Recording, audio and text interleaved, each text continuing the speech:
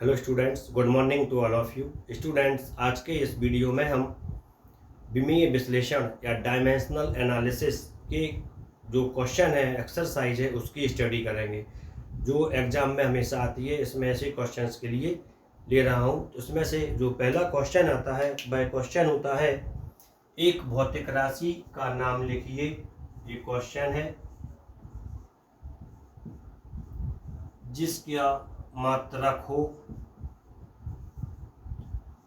एक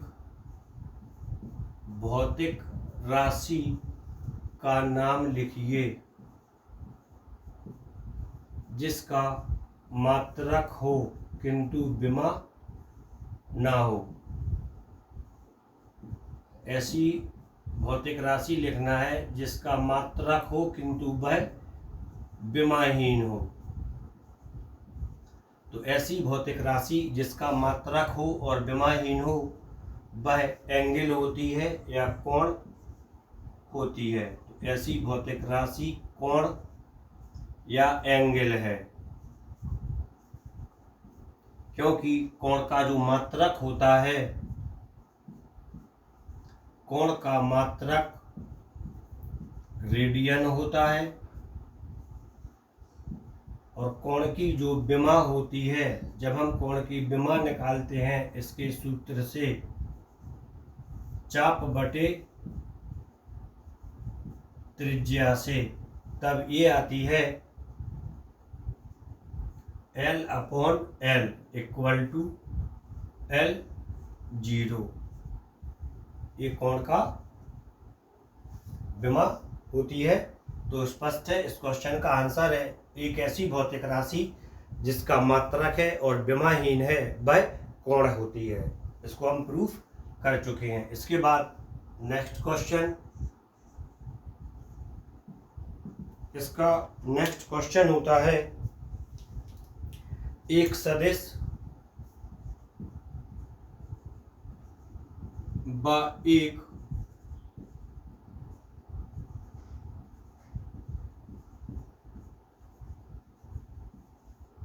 अदिश राशि का नाम लिखिए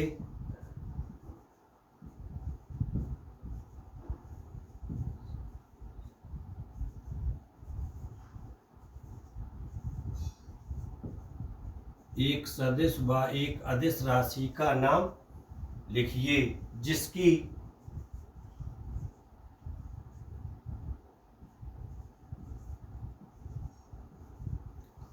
विमाएं समान हो।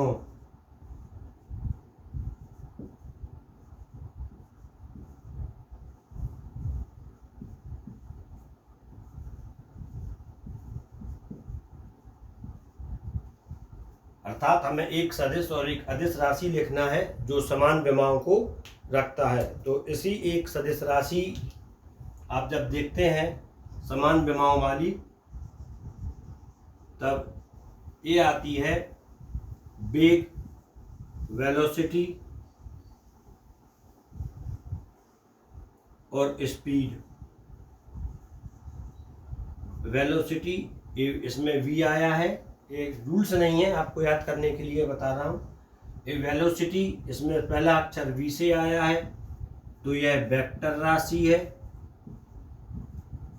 जो कि सदिश है।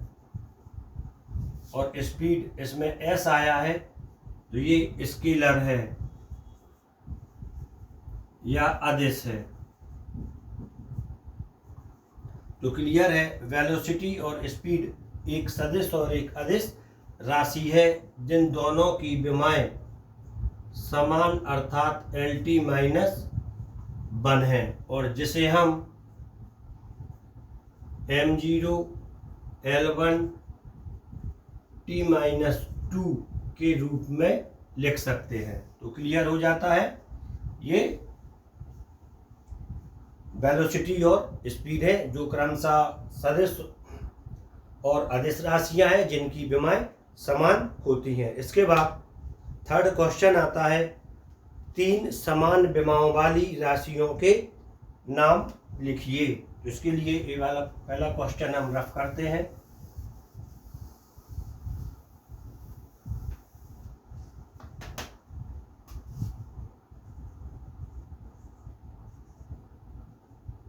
क्वेश्चन थर्ड, 3 समान विमाओं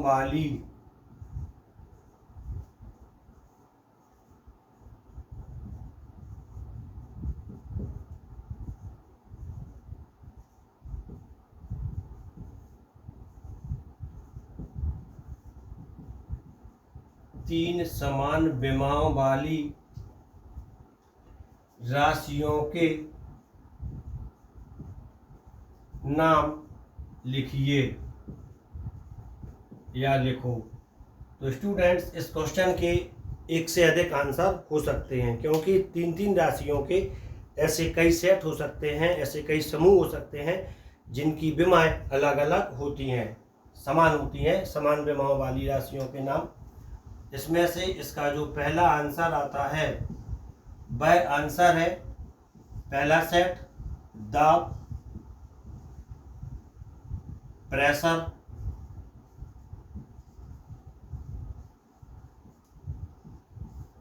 दूसरा प्रतिबल,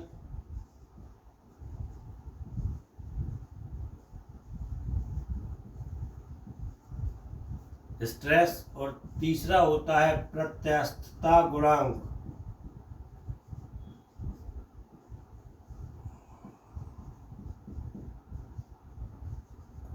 प्रत्यास्थता गुणांक, इन तीनों राशियों की विमाएं समान होती हैं।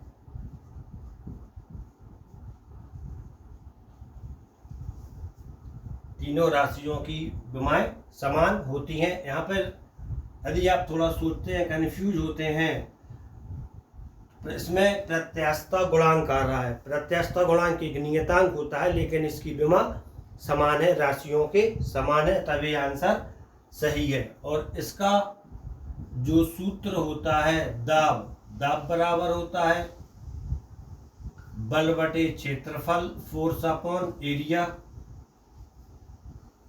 तब जो इसकी विमा आती है वह आ जाती है MLT - 2 upon L square. Clear है? L ऊपर जाएगा, एक L माइनस ML - 1T - 2, ये इन तीनों राशियों की विमा हो जाती है। इसके बाद ऐसी 3 राशियों का एक दूसरा सेट भी होता है,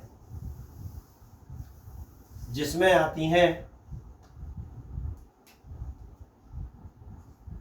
पहला आता है वर्क या कार्य,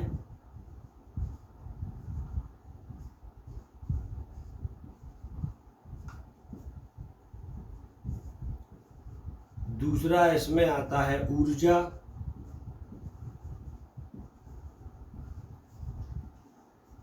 या एनर्जी, तीसरा इसमें आता है बल आघूर्ण या टॉर्क।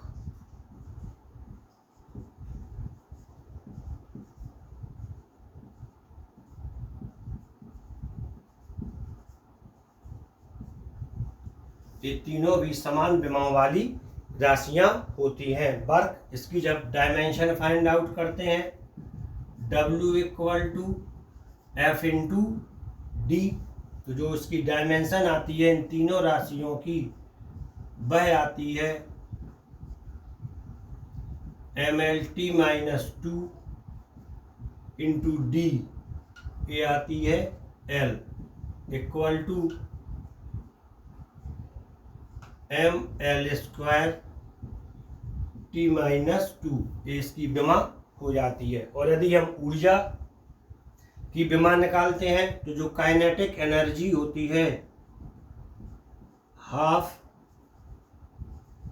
mv², और जो पोटेंशियल एनर्जी होती है mgh, जब हम इनकी विमाएं निकालते हैं तब वो भी ML² T - 2 आती हैं। इसी प्रकार यदि हम बल आघूर्ण की विमा निकालते हैं टाउ, ये आता है F × R। F इसकी डायमेंशन MLT - 2, और R जो कि घूर्णन अक्ष से बल की दूरी होती है, ये L हो जाती है। Same to same ML² T - 2, इन तीनों की डायमेंशन हो जाती है। तो क्लियर है, 3 समान विमाओं वाली राशियों के नाम। पहले सेट में दाब, प्रतिबल और प्रत्यास्थता गुणांक है, और दूसरे सेट में कार्य ऊर्जा और बलागुण है। हम लिख सकते हैं कार्य गतिज ऊर्जा और स्थितिज ऊर्जा भी हम लिख सकते हैं। और चूंकि ये दोनों इसमें क्लियर है, इतना ही इसमें। इसके बाद नेक्स्ट क्वेश्चन लेते हैं। दो विमाहीन राशियों के नाम लिखिए। नेक्स्ट क्वेश्चन, दो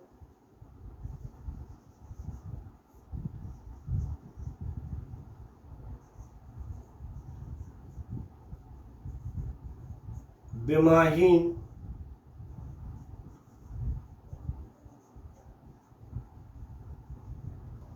राशियों के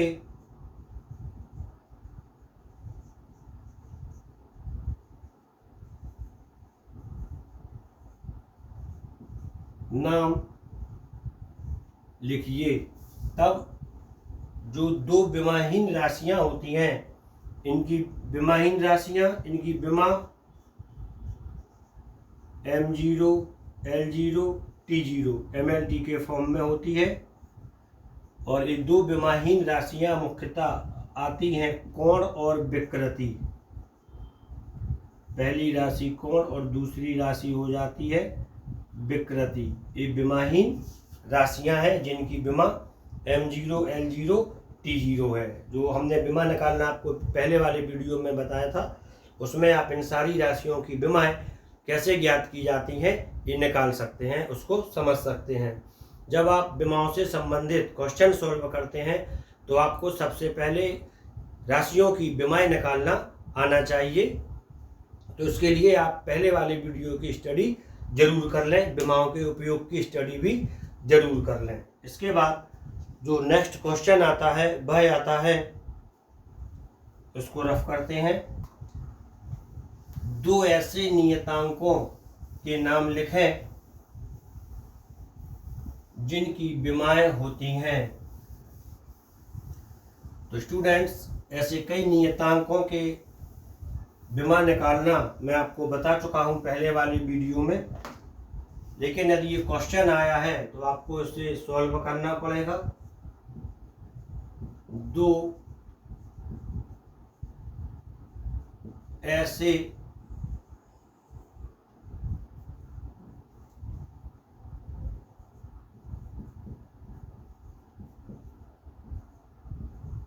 नियतांकों के नाम लिखिए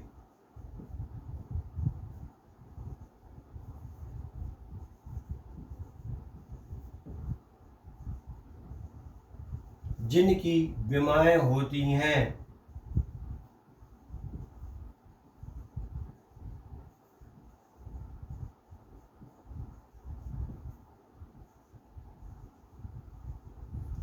दो ऐसे नियतांकों के नाम लिखिए जिनकी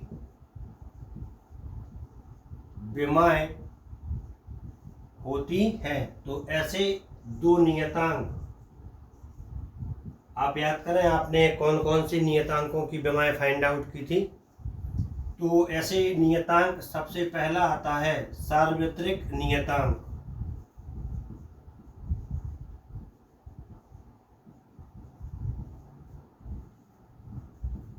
या यूनिवर्सल कांस्टेंट G। न्यूटन के गुरुत्वाकर्षण के नियम के अनुसार G = F² m1 m2 से आप इसकी विमा निकाल सकते हैं। और जो दूसरा नियतांक है, आप कोई भी दो नियतांक इसमें लिख सकते हैं। गैस नियतांक जो कि R होता है PV = RT, ये गैस समीकरण होता है। और R इसमें हो जाता है PV/T। आप इसके भी डायमेंशंस निकाल सकते हैं। तीसरा प्लांक स्थिरांक, ये भी नियतांक है। H E = h𝜇 से आप इसकी डायमेंशन फाइंड आउट कर सकते हैं। इसके बाद एक आंसर और लेते हैं, बोल्ट्जमैन नियतांक।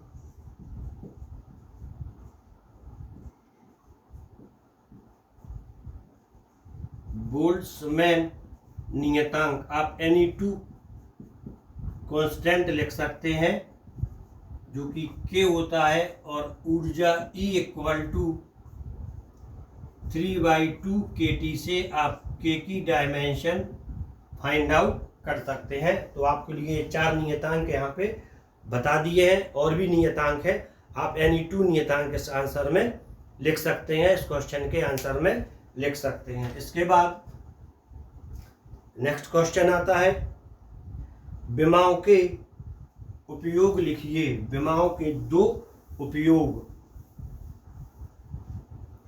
ये क्वेश्चन सिंपल है।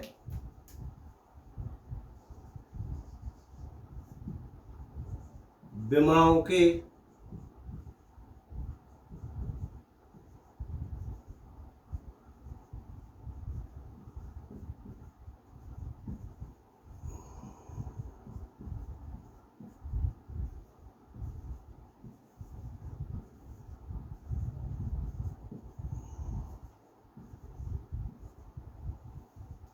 विमाओं के 2 उपयोग लिखिए।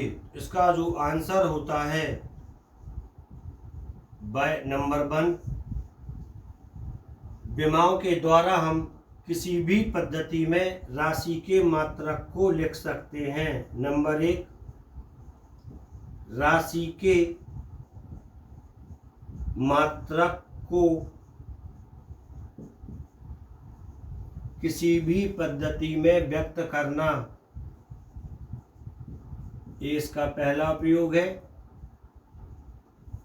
राशि के मात्रक को किसी भी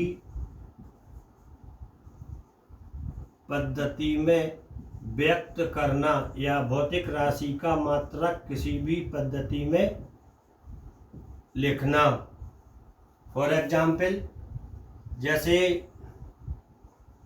किसी राशि का मात्रक LT-1 है, जैसे वेग है, वेग का मात्रक जब हम MKS पद्धति में लिखते हैं तब L लंबाई, इसे लेते हैं मीटर में। इसके बाद T समय, ये आता है सेकेंड, और -1 है, तो इसके लिए लगा माइनस के लिए प्रति, और सेकेंड के ऊपर आप 1 लगा सकते हैं, नहीं भी लगाएं तब भी ये 1 की लगाने की ज़रूरत नहीं होती है। मीटर प्रति सेकेंड। CGS पद्धति में ये मात्रक हो जाता है, लंबाई का मात्रक सेंटीमीटर प्रति सेकेंड। ये विमाओं का पहला उपयोग था। इसके बाद इसका जो दूसरा उपयोग आता है विमाओं का, वह होता है किसी समीकरण की सत्यता की जांच करने में। ये इसका दूसरा यूज है विमाओं का। विमाओं का दूसरा यूज होता है किसी समीकरण की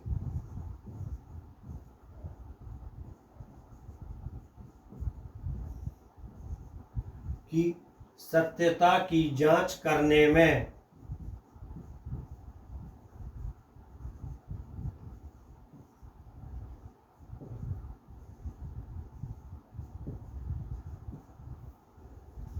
ये दूसरा इसका उपयोग हो जाता है। इसके बाद जो इसका तीसरा उपयोग होता है वह होता है विभिन्न भौतिक राशियों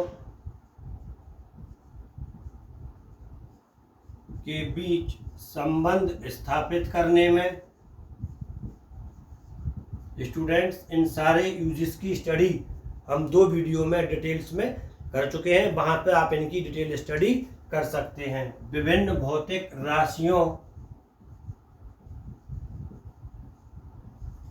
के बीच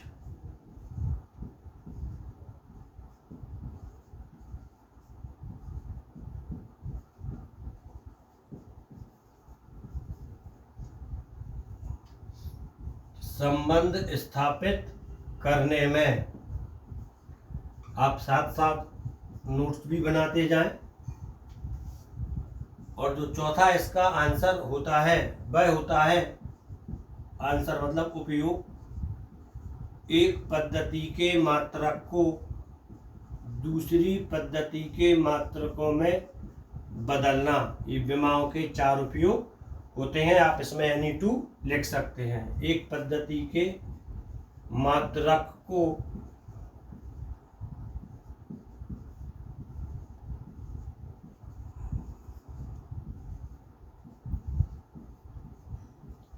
दूसरी पद्धति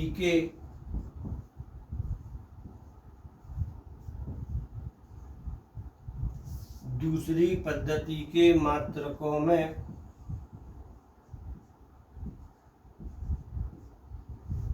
एक पद्धति के मात्रक को दूसरी पद्धति के मात्रकों में बदलना, ये विमाओं के 4 उपयोग हो जाते हैं। इसके बाद नेक्स्ट क्वेश्चन आता है,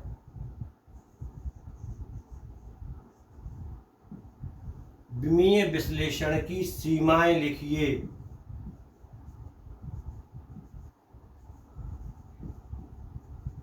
या विमाओं की सीमाएं लिखिए।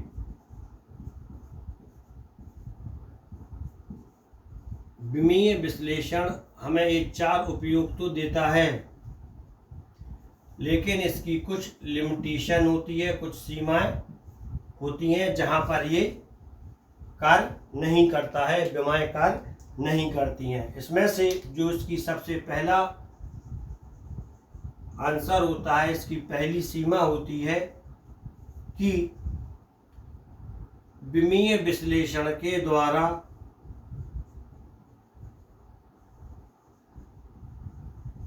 तीन से अधिक भौतिक राशियों के बीच संबंध स्थापित नहीं किया जा सकता है।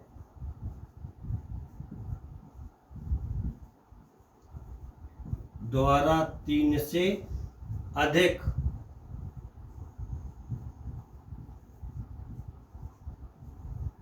भौतिक राशियों के बीच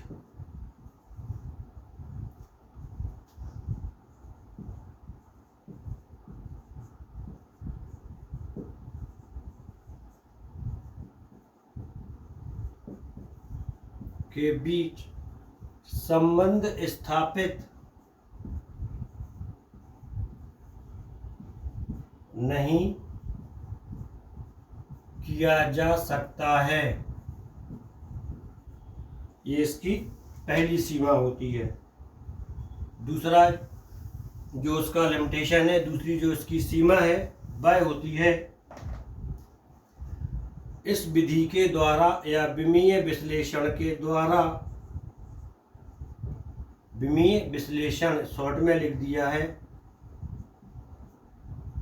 नियतांकों का मान ज्ञात नहीं होता है। इसमें जो हम नियतांक के लेते हैं, इस के की वास्तविक वैल्यू क्या होती है, ये विमीय विश्लेषण नहीं बताती है। नियतांकों का मान ज्ञात नहीं किया जा सकता है।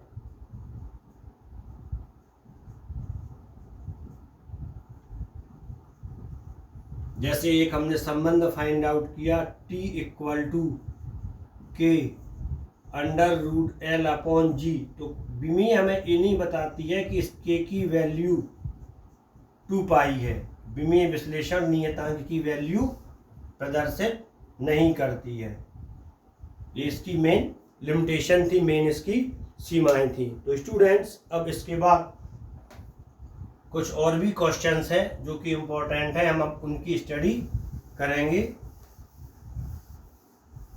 इसमें से जो पहला क्वेश्चन अब आता है वह आता है, निम्न समीकरणों की सत्यता की जांच कीजिए। पहला क्वेश्चन यहाँ से अब आपके जो कॉन्सेप्ट बेस पर जो क्वेश्चन थे, इसके बाद जो पहला क्वेश्चन आया है, विमीय विश्लेषण के द्वारा निम्न समीकरणों की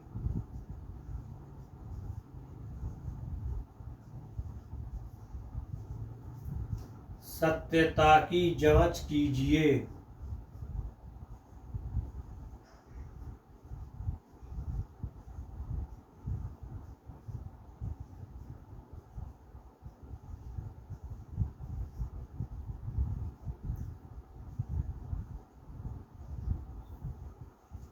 निम्न समीकरण की सत्यता की जांच कीजिए। इसमें से जो पहला समीकरण है वह समीकरण है v equal to under root E upon D. दूसरा समीकरण इसमें लेते हैं y इक्वल टू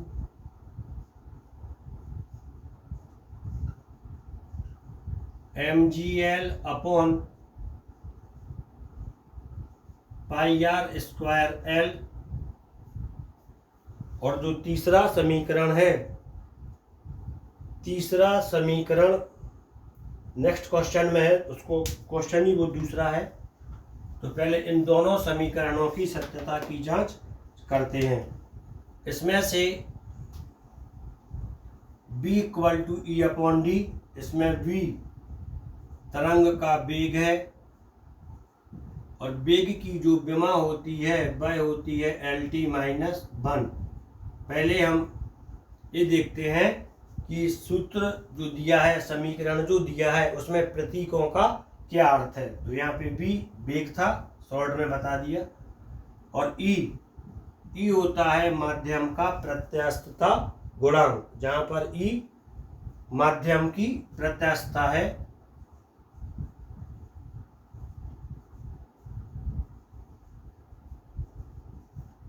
माध्यम की प्रत्यास्थता है और इसकी जो विमा होती है, ई की विमा, वह हम निकालते हैं दाब बराबर बल बटे क्षेत्रफल से निकाल लेते हैं, क्योंकि इसकी विमा दाब की विमा के समान होती है, प्रतिबल के समान होती है। तो ये आती है ml-1 t-2। ये प्रत्यास्थता की विमा हो जाती है। आप इसको यहाँ से फाइंड आउट कर सकते हैं। Force upon area, force ml-t-2 upon A, area L square, ये हो जाती है ml-1 t-2। इसको यहाँ पे हमने आपको निकाल के भी इसको प्रूफ कर दिया है। थर्ड होता है डी होता है डेंसिटी या घनत्व, माध्यम का घनत्व, और जो घनत्व की विमा होती है द्रव्यमान बटे आयतन, इसकी विमा आती है ml-3। क्लियर है? ये सभी की हमने यहाँ पे विमाएं लिख ली हैं। और सत्यता की जांच के लिए हम देखते हैं कि जब लेफ्ट हैंड साइड की डायमेंशंस राइट हैंड साइड की डायमेंशंस के बराबर हो जाती है, तब जो समीकरण हमें दिया जाता है वह सत्य होता है। तो अब इसकी सारी विमाएं हम इस समीकरण में रखते हैं। यहाँ पे समीकरण है v equal to under root E upon D. यहाँ पर वेग की विमा LT-1 equal to under root E, इसकी डायमेंशन आती है ml-1 t-2 upon D, density, ये आती है ml-3।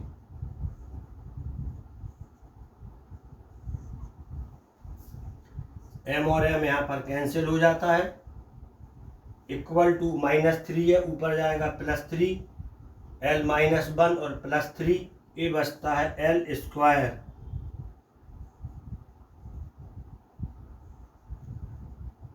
l square t-2 equal to, जब इसका स्क्वायर रूट ले लेते हैं वर्गमूल, ले लेते हैं और वर्गमूल में विमाएँ आधी हो जाती हैं। विमाएँ मतलब घातें आधी हो जाती हैं। एल स्क्वायर है, यहाँ पर बचता है एल, और टी माइनस 2 है, इसका आधा टी माइनस 1 बचता है। तो क्लियर है, जो लेफ्ट हैंड साइड की डायमेंशन थी एल टी माइनस 1, वही डायमेंशन राइट हैंड साइड की आई है। तो क्लियर है, ये समीकरण सत्य है कि लेफ्ट हैंड साइड की जो डायमेंशन है वो राइट हैंड साइड की डायमेंशंस के इक्वल है। इसके बाद एक दूसरा वाला समीकरण लेते हैं, बाई। बाई होता है प्रत्यास्थता गुणांक, इसकी जो डायमेंशन है वो भी यही रहेगी।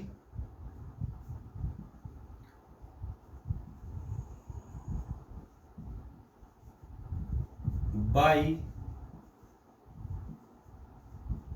प्रत्यास्थता गुणांक है, और इसकी जो विमा आती है वह आती है M L minus 1 T minus 2। इसके बाद एम द्रव्यमान है,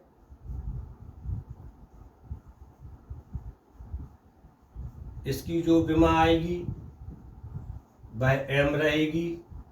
आपको पहले सभी राशियों की विमाएं लिखना है। इसके बाद एल तार की लंबाई है,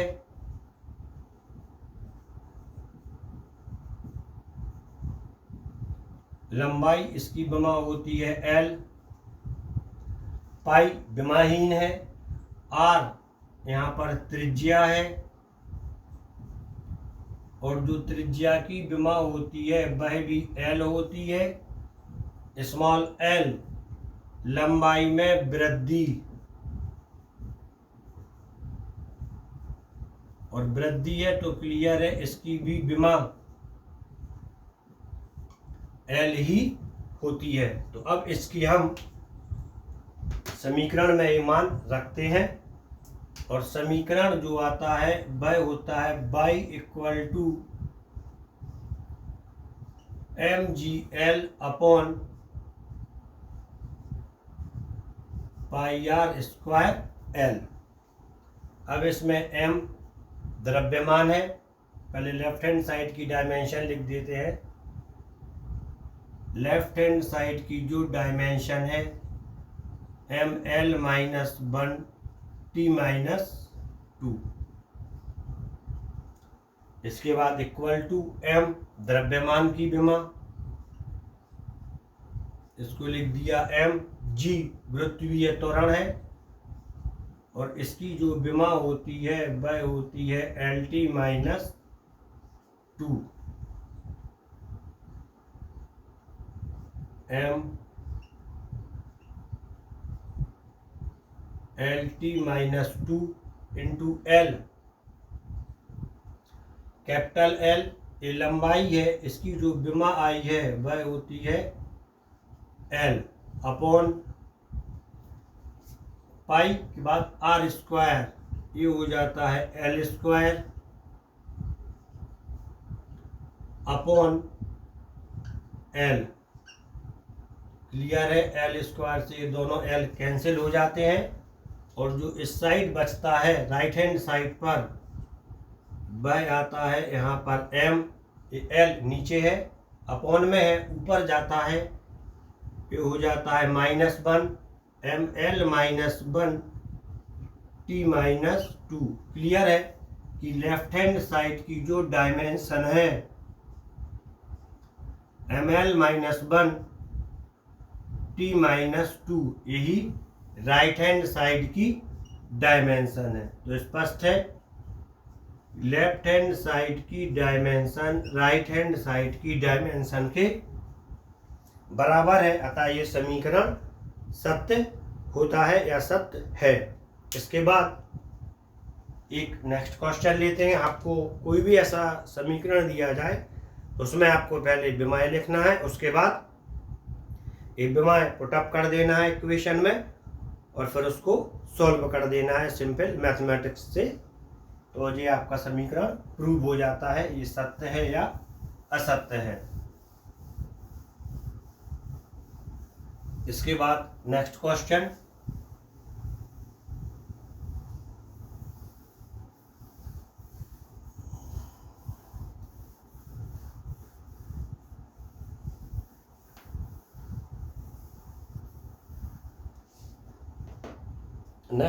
इसमें लेते हैं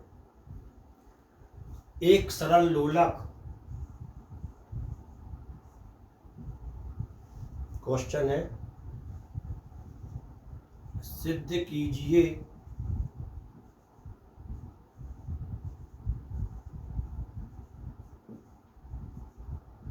क्वेश्चन की शुरुआत ही सिद्ध कीजिए से हुई है। सिद्ध कीजिए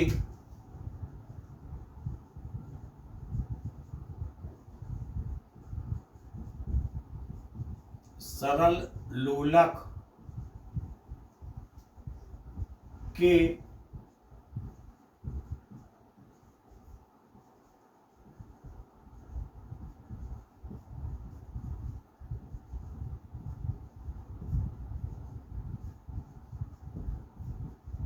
आवर्तकाल का व्यंजक t equal to 2 pi under root L upon G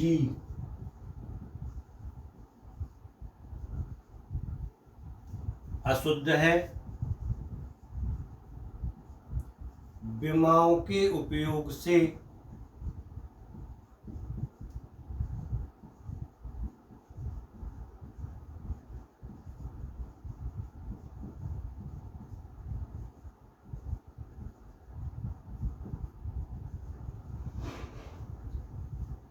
इसका सही व्यंजक प्राप्त कीजिए या सही रूप प्राप्त कीजिए।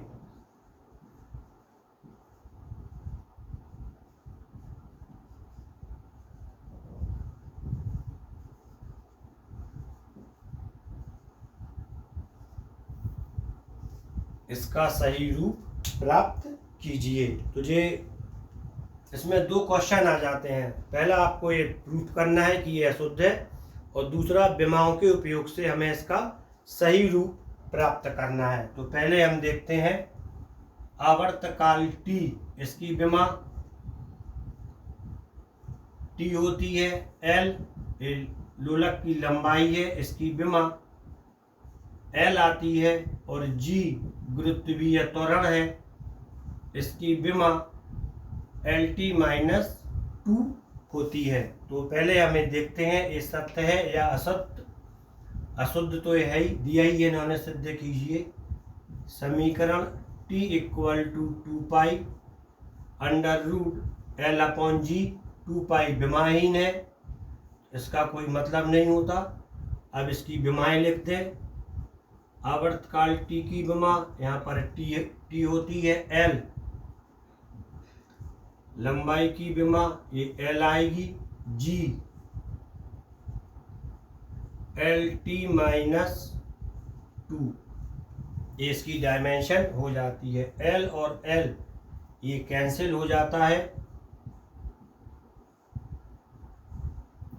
T इक्वल टू T-2 है, ऊपर जाता है, ये आ जाता है T स्क्वायर, अर्थात जो लेफ्ट हैंड साइड की डायमेंशन है वह राइट हैंड साइड की डायमेंशन के इक्वल नहीं है। अतः ये समीकरण अशुद्ध है, असत्य है इति सिद्धम। इसके बाद जो उन्होंने दूसरा कॉन्सेप्ट दिया है,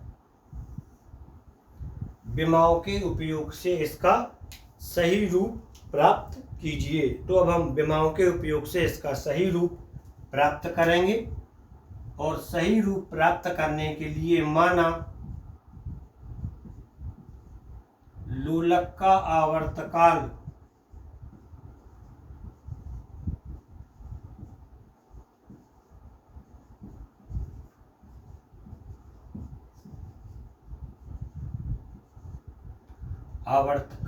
T दोनों के समानुपाती है, L के भी समानुपाती है और G के भी समानुपाती है, लंबाई और गुरुत्वीय त्वरण के समानुपाती है, आपको यहाँ पे लिख देना है। माना लोलक का आवर्तकाल t, लोलक की प्रभावी लंबाई l और वृत्तीय त्वरण के समानुपाती है, तब इसको हम और आगे लिख देते हैं t, l इसकी विमा a और g इसकी विमा b, power l power a g power b। इसके बाद समानुपाती का चिन्ह हटाते हैं, t equal to k, l power a और g पावर b। ये हो जाता है समीकरण 1। इस समीकरण में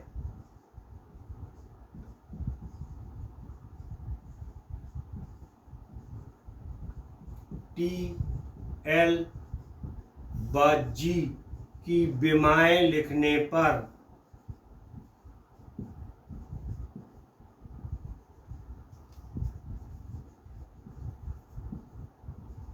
जी की विमाएं लिखने पर ये आता है, टी की विमा आवर्तकाल की टी रहेगी, एल लंबाई है, इसकी विमा आती है ए और जी गुरुत्वीय त्वरण है, इसकी विमा आती है L T minus 2 power B. इसके बाद एल ए पावर ए, इसका अंदर मल्टीप्लाई कर दें, ऐसा ही इसके अंदर कर दें B, L power B T power minus 2b। इसके बाद जो समान बेस होता है उसकी ऊपर जो घातें लिखी जाती हैं मल्टीप्लिकेशन में या गुणा में, हमें वो करना है। इस पर एल बेस है, आधार है, एल ए में भी है और बी में भी है, दोनों में है, तो एल पावर ए प्लस बी, क्योंकि गुणा में घातें जुड़ जाती हैं। ये आता है, या इसको इस तरह से लिखते हैं, एल पावर ए प्लस बी। एक स्टेप और बढ़ाने का मतलब नहीं था। और इसके बाद टी इस वाले में है नहीं, टी के ऊपर जो पावर है वो सिर्फ माइनस 2b है। इसके बाद लेफ्ट हैंड साइड यहाँ पर m0 है, l0 है, टी के ऊपर कोई पावर नहीं है तो सिर्फ इसे लिखते हैं t1। इसके बाद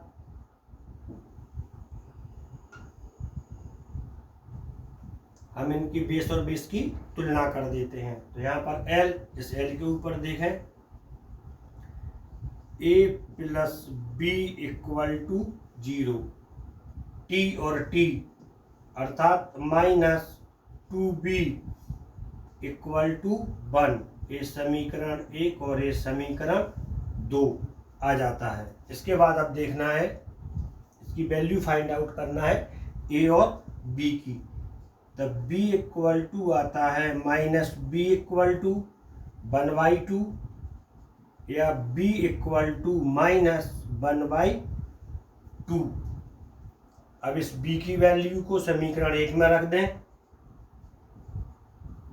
a plus B equal to 1, a plus minus minus 1/2, 1 नहीं है यहाँ पे 0 है, इक्वल टू 0।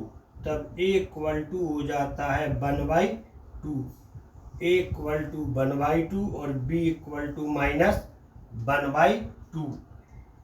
समीकरण 1 में रखने पर a व b की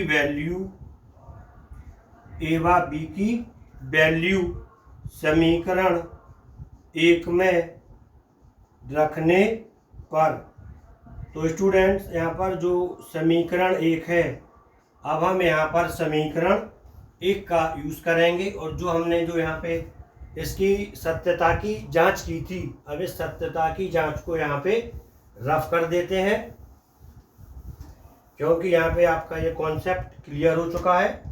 अब यहाँ पर आता है t equal to k, l power a था और g पावर बी। ये समीकरण 1 है। t इक्वल टू के l पावर 1/2 और g पावर -1/2, तभी आता है t इक्वल टू के l पावर 1/2, माइनस में आया है तो ये जाएगा नीचे 1/2, और जब पावर 1/2 होती है तब इस पावर को हटाने के लिए हम स्क्वायर रूट का चिन्ह लगा देते हैं, तभी आता है t इक्वल टू के √L/G, और के का मान यहाँ पर होता है जो कि विमाओं के उपयोग से हमें ज्ञात नहीं होता है, वो होता है 2पाई √L/G। ये हो जाता है t इक्वल टू 2पाई √L/G।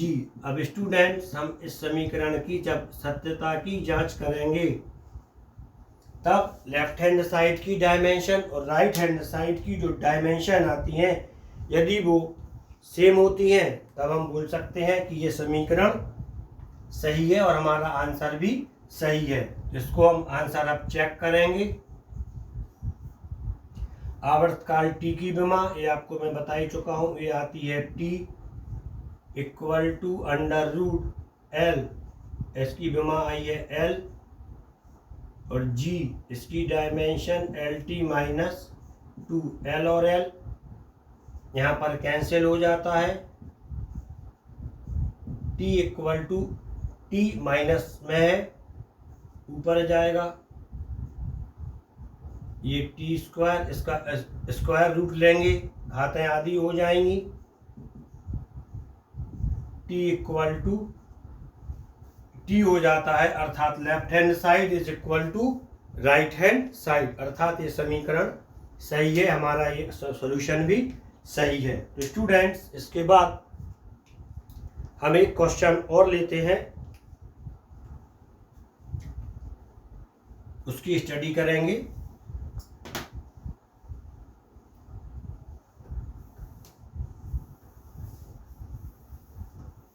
एक क्वेश्चन इंपॉर्टेंट है, कई बार एग्जाम में पूछा गया है, आवर्तकाल वाला। अभी एक जो क्वेश्चन हम लेते हैं उस क्वेश्चन को हम दो तरह से सॉल्व कर सकते हैं।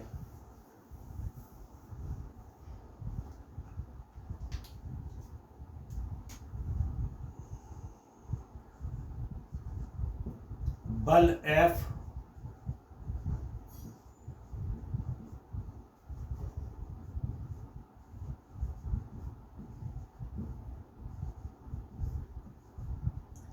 लंबाई L व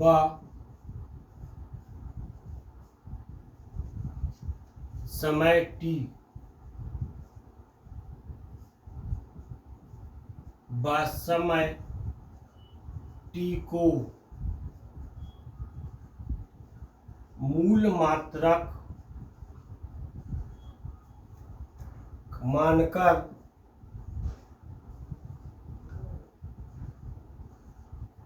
मानकर द्रव्यमान की विमाएं ज्ञात कीजिए।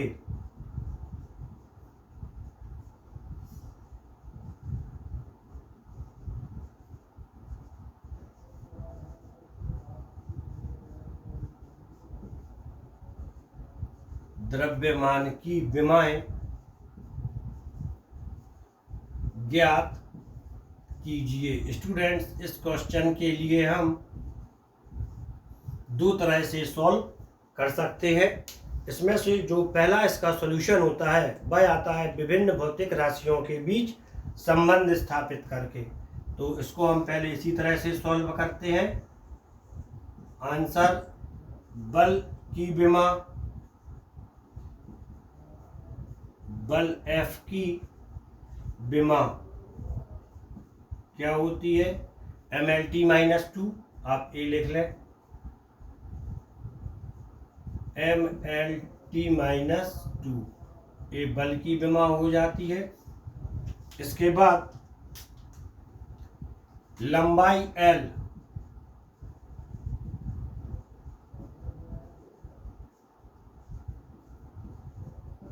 की विमा ये हो जाती है L। इसके बाद समय T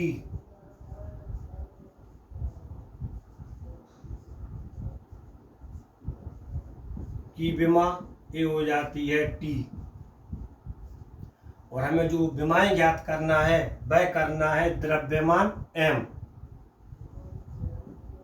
M की विमा हमें ज्ञात करनी है। तो इसके लिए हम मानते हैं कि द्रव्यमान M इन तीनों पर निर्भर करता है, इन तीनों के समानुपाती होता है। M समानुपाती F into L into T।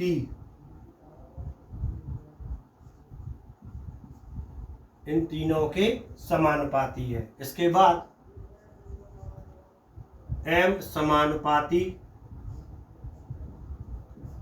F power A L power B और T पावर C। इसके बाद M equal to K F power A L power B और T पावर C होता है। इसको मान लिया समीकरण 1। अब इस समीकरण 1 में F, L और T की विमाएं रखने पर F, L, T की विमाएं लिखने पर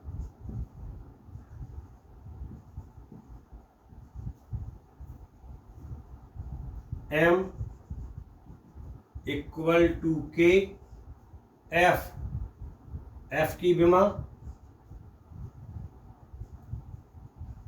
M L T minus 2 power A। इसके बाद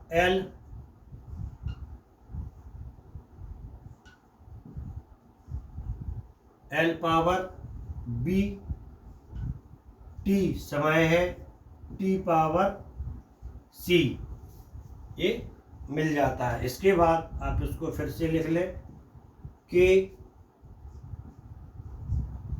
M पावर A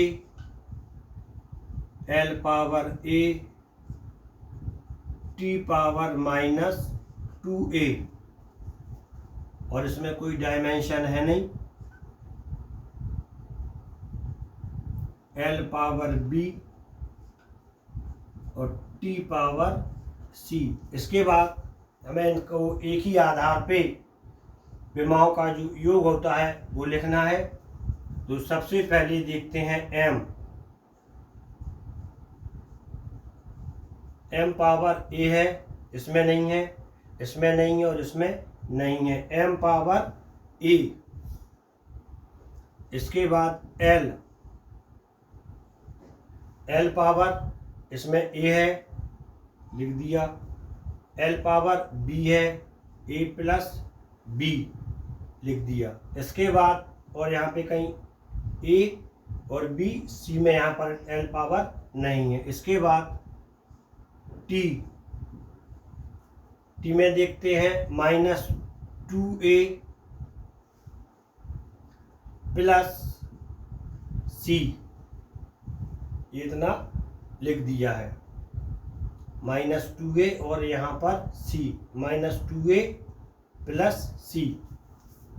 इसके बाद इसकी जो विमाएं थी M, इसकी विमा यहाँ पे लिखी जाने थी इस तरह से M।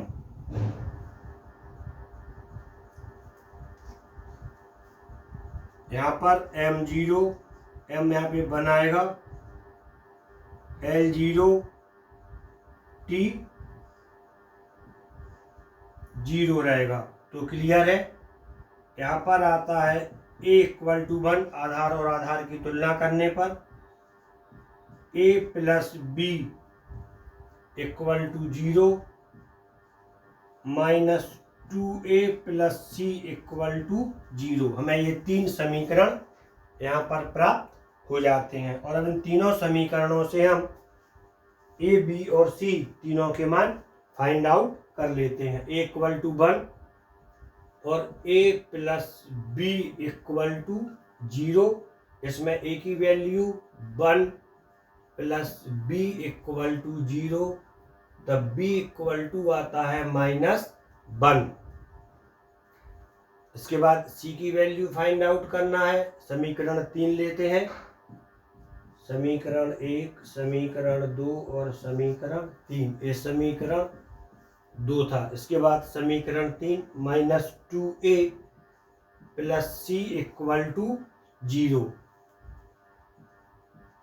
-2 × 1 plus C equal to 0, -2 plus C equal to 0, तब आता है सी इक्वल टू आता है 2। तो क्लियर है, यहाँ पर हमें ए बी और सी तीनों की वैल्यू प्राप्त हुई है। सी की वैल्यू,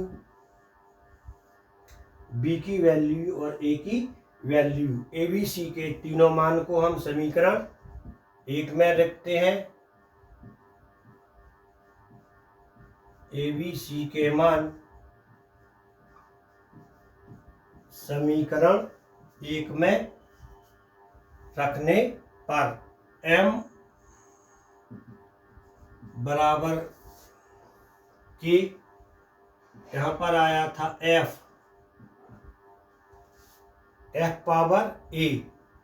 पावर a अर्थात a की वैल्यू 1, f 1। b इसमें था l b की वैल्यू -1, l -1 और t की पावर थी c की वैल्यू आई है 2। तो ये हमें इसकी डायमेंशन प्राप्त हो जाती है। m इक्वल टू के f1 l -1 t2, ये इसकी हमें डायमेंशन प्राप्त हो जाती है। इसके बाद जो उसकी सेकेंड मेथड होती है वो शॉर्टकट है। f equal to m into A होता है, तब m equal to f upon A हो जाता है। f मूल मात्रक है तो इसकी डायमेंशंस नहीं लिखेंगे। a त्वरण है, इसकी डायमेंशन LT -2 होती है। ये इसका सेकंड मेथड है। तब इक्वल टू आता है f1, l नीचे से ऊपर जाएगा, -1 t -2 है, a +2 हो जाता है। तो ये इसकी डायमेंशन निकल आती है।